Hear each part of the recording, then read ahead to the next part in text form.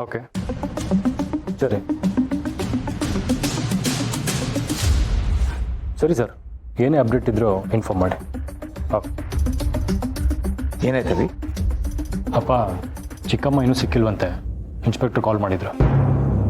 ಇನ್ನೊಂದು ಸಲ ಚಿಕ್ಕಮ್ಮ ಅಂತ ನಿನ್ನ ಬಾಯಿಂದ ಕರಿಬೇಡ.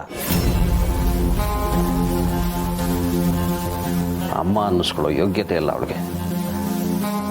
ಅಂತ ರಾಕ್ಷಸಿನ ಚಿಕ್ಕಮ್ಮ ಅಂದು ಆ ಪದಕ್ಕೆ ಯಾಕೆ ಅವಮಾನ ಮಾಡ್ತೀಯ?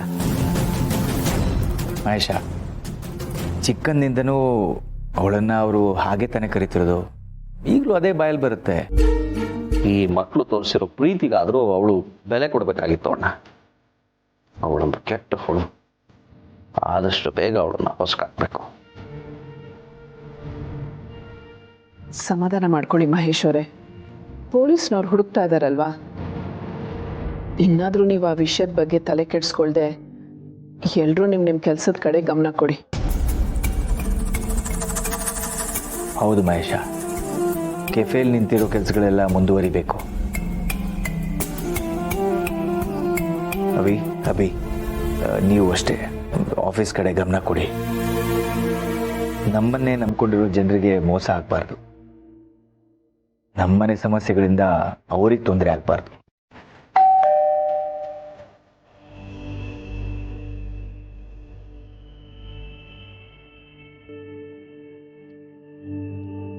ಯಾರಿಗವಿ? ಅಮ್ಮ, ನಿಮ್ಮ ಹೆಸರಿಗೆ ಬಂದಿದೆ.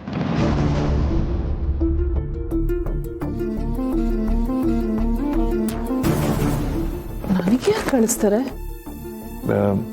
ಯಾರೋ ನಿಮಗೆ ಹತ್ತಿರದವರೇ ಕಳಿಸಿರ್ಬೋದು ತುಳಸಿಯವರೇ. ನನಗೆ ಹತ್ರದವರ? ಮಾವ, ಸಿರಿ ಅವರಾದ್ರೆ ಮನೆಗೆ ತಂದು ಕೊಡ್ತಾ ಇದ್ರು. ಕೊರಿಯರ್ ಯಾಕೆ ಮಾಡ್ತಿದ್ರು?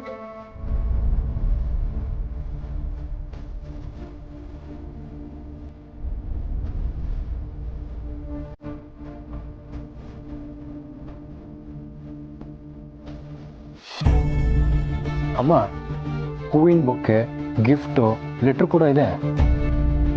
ನನಗೂ ಏನೂ ಅರ್ಥ ಆಗ್ತಾ ಇಲ್ಲ ಅವಿ. ನನಗ್ಯಾರು ಇದನ್ನೆಲ್ಲ ಕಳಿಸ್ತಾರೆ?